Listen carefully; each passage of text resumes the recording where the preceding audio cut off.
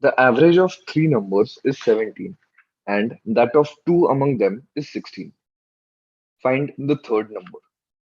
Now, if we assume the numbers to be A, B, and C, from the given data, average of three numbers, that is A plus B plus C upon 3, is equal to 17. So that means we get the equation as A plus B plus C is equal to 17 threes are 51.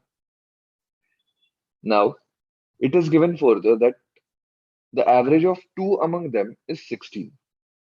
So let's assume the average of A and B, that is A plus B upon 2 is equal to 16. So therefore, we get the equation as A plus B is equal to 16 twos are 32. Now, if we subtract the second equation from the first, we can cancel out A, B. So on the left hand side, we are left with C. And 51 minus 32, we get the answer as 90.